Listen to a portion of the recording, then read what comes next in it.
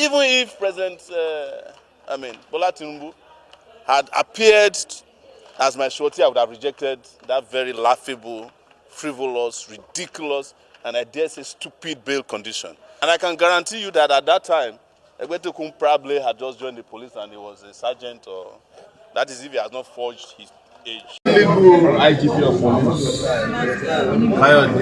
Egbetekun, who claimed to have a PhD but cannot even spell the word in sight.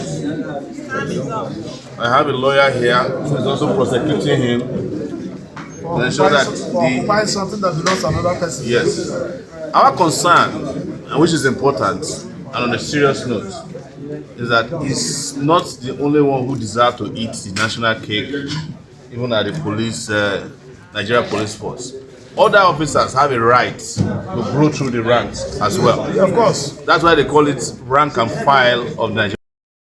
Hi guys, Sowore and Deji, very dark man lawyer, they really fire President Tinubu and our IGP. They fire them based on say no even small respect for them. But this kind of matter, I no go talk too much based on how Nigeria be now. If you talk, they'll pick you. So ma allow people who do the talking, with the talk come up from their mouth. Because no be me talk and I then talk. So when I listen to waiting Sowore and other lawyers need to talk about this matter with the ground. Thank you very much. Yes. You're going live? Okay. Is everybody ready? Don't worry, yes. We have just completed one leg of the arguments for today. The police came, charged me for offenses that were contrary to the police service rules 367, which says that no police officer should use the police office to carry out personal vendetta. That's pretty much how that was described. But the IG of police, the illegal IG of police, I'm repeating it here again today, Egbetekun, is doing just that. We are here to end the charlatanism that has become Nigeria and public office and public service.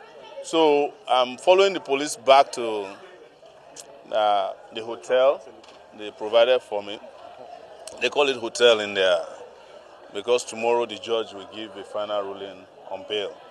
Even though it should never have happened that somebody of my status, a presidential candidate twice in this country, who, if elections were properly held, I'll be president today with full immunity, is being told that I will jump bail for offense of cyber crime. I even have another trial coming out on February 4th for the same offense.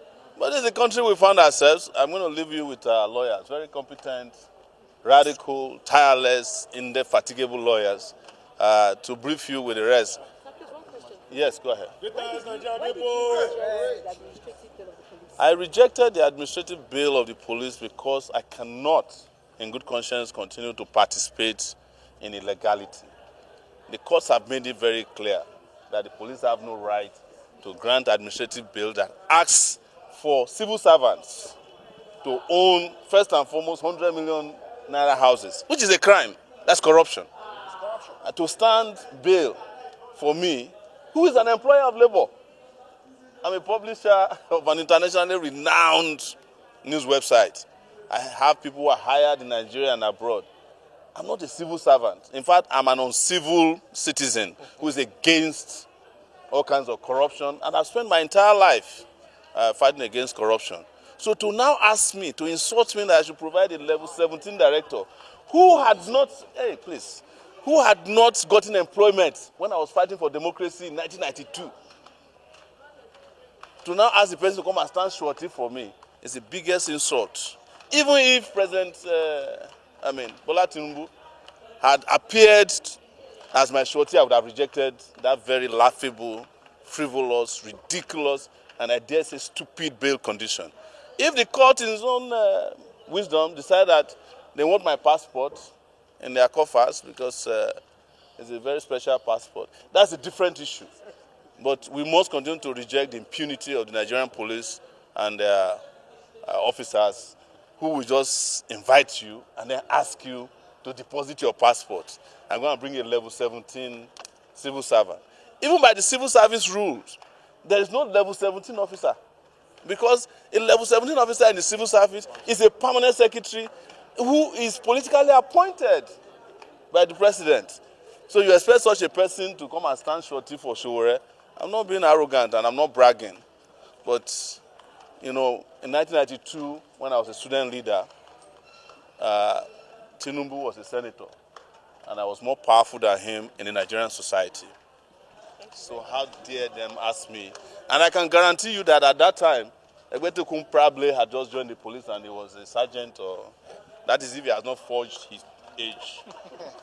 Council, Barrister Marshall is not around, you know, but the media they were in court, and I think the whole idea, just like I've said, is that the police have better things doing with their time. They should be in Sokoto, Zamfara, Kebbi, tackling the Lakurawa terrorist group who are killing our military, you know, instead of all these shenanigans, you know, and bedbox chasing, and it's unnecessary. What we are currently witnessing in Nigeria is completely unnecessary. You know, I'm urging the Nigerian police to stop abusing his power, his office. What he's doing is abuse of power, abuse of office, simpliciter. There's no any other name for it. How can you be because somebody criticizes you? You are using taxpayers' money to prosecute and victimize a critic, your critic, because he has criticized you, he has called you illegal. If somebody says you are an illegal IG, you will just ignore him now if you are not illegal. It's very simple. You know, so I don't see why, and this is setting bad precedents for issues around prosecutorial powers. It's an clear abuse of prosecutorial powers. Okay, finally, thank God I said Marshall is here, so let Marshall come and speak to you. Since I've already told you that I cannot speak to you on this matter. No. You are our lead counsel. Just speak to the issue. Sowore is a man. Firstly, he was invited via a message that was sent to his phone on WhatsApp. He left his home, traveled all the way from America, came to Nigeria, and went and walked to the headquarters of the Nigerian police and presented himself to them for questioning. Mr. Sowore was charged in 2019 with trumped-up charges for treason in this country. For over 3 years, he stood the rigors of a full trial until he was acquitted by the AGF, who found merit in the fact that the charges were trumped up and should never have been in the first place. If a man could stand trial for an offense whose result or conviction in is a likely death sentence or life imprisonment, what is the instant charge that he will not stand trial for? Where we all know that the instant charge is both aberrational, illegal, and an attempt to persecute a Nigerian for speaking truth to power.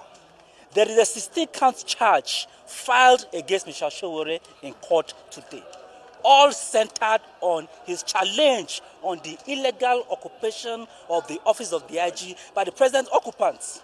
Section 367 of the police regulations prohibits the filing of a charge of this nature by a police officer who is using the instrument of his office as a tool of settling personal vendetta. The said section 367 of the police regulations prohibits the IG from using his office. This is an abuse of prosecutorial powers by the police. This charge, we repeat, should never have been in the first place. And this charge must be withdrawn by the AGF. We will ensure that we raise the appropriate petitions to the office of the AGF. Section 174 of the Constitution vests in the AGF the power to prosecute and undertake all criminal prosecutions in the country in the AGF. This is a clear abuse of such powers, and the police has no right or reason to file this charge in court. We have no doubts, we have full confidence that we are ready to go through the rigors of the instant charge, because we know that in the long run it will go like the ones before them. It's all charade, it's all a facade, and it should never have been in the first place. Thank you very much.